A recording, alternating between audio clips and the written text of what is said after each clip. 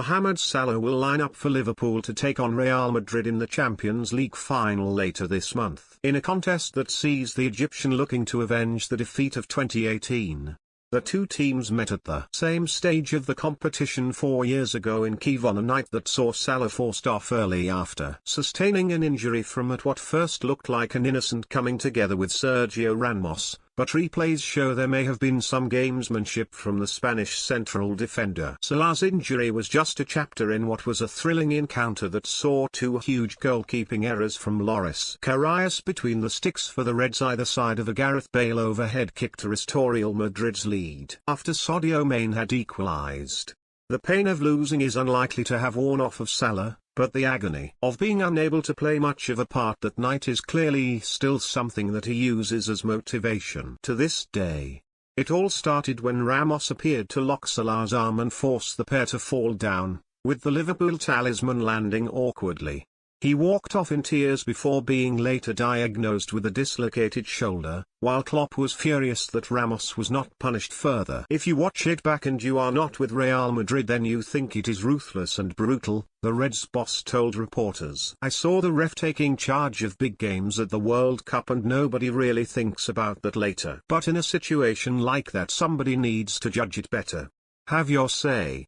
Who will the Champions League, Liverpool or Real Madrid? Comment below. If VAR is coming, then it is a situation where you have to look again. Not to give a red card but to look again and say, what is that? It was ruthless. Salah is on the record as claiming the pain of that defeat is not something he still thinks about. Speaking before the two teams met in the 2020-21 edition of the competition, the former Roma forward told Marca, "That game is in the past, so I don't think about what happened with Ramos. I'm thinking about the team. Everyone is focused on their team and everyone wants to win. That's it. Let's just say that I have special motivation to win the tie and go through to the semi-finals. What's going to happen now isn't going to change the result of the final in Kyiv. That's in the past." Though it would be fair to say that Salah's more recent comments don't exactly echo those sentiments.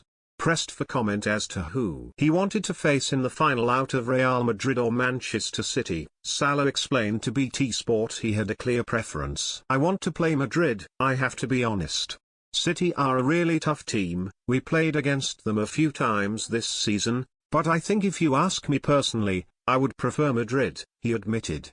"Because we lost in the final against them, I want to play against them, and hopefully win against them." Those comments did not go down well with Fede Valverde of Los Blancos, who insisted that the Egyptian had been guilty of disrespecting the badge with his confession. "Obviously they're words that everyone can take however they want," Valverde told Club del Deportista magazine. "I'm his opponent and it's like disrespecting the Real Madrid badge, the players.